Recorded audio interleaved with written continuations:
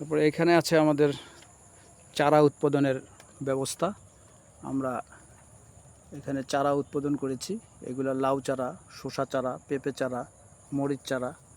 এভাবে আমরা যা কিছু করি চারা উৎপাদন করি, কারণ বাজার থেকে চারা নিয়ে আসলে সেই চারার কোনো নিরাপত্তা নেই। আপনি কি চারা নিয়ে আসলেন, কেমন হবে, বলতেছে খুব ভালো হবে, বড় বড় হাইব্রিড, খুবই দারুণ সুস্বাদের, কিন্তু এরকম বলে দেয়, কিন্তু আসলে কিন্তু তা হয় না।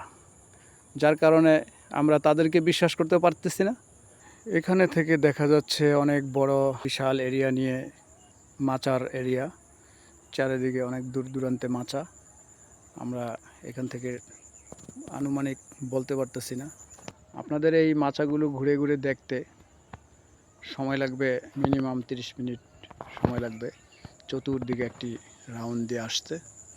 তো আমরা প্রথমে করেছিলাম এখানে এই লাউ চারাগুলো। এখানে এখন আমাদের মোটামুটি লাউ ভিতরে আছে, লাউ ধরেছে।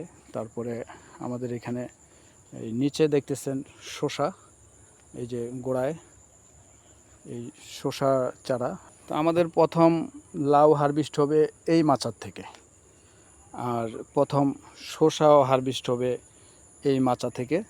তো আমাদের শসা মাচায় উঠবে না, শসা এইটা ছোট জাতের, মানে শসাও ছোট থাকবে, বড় মানে মোটামুটি, আর চারাগুলো ছোট থাকবে, মাচায় উঠবে না, আর মাচায় উঠতে দেওয়া হবে না।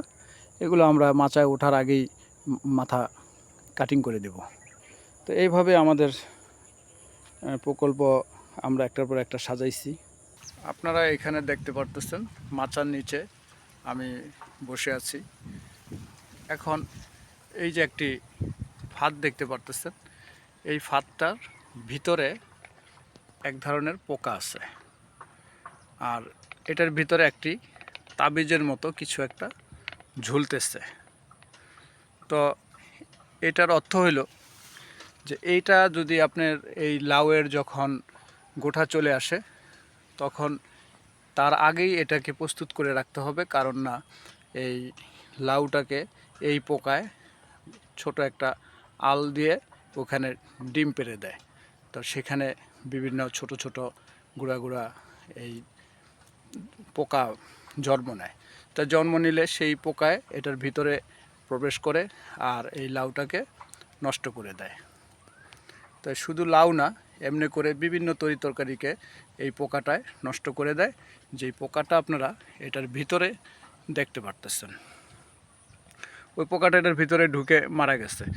আর ওই যে তাবিজের মতো ভিতরে একটা জ্বলতেছে ভাত, ওইটার একটি ঘ্রাণ আছে, যেই ঘ্রাণে এই পোকাটাকে এটার ভিতরে নিয়ে আসে, ঘ্রাণের টানেই চলে আসে একটা স্ত্রী ফুলের ঘ্রাণ, যা ওই তাবিজের ভিতরেই একটা ওই ফাঁদের ভিতরে স্ত্রী পোকার ঘ্রাণ আছে।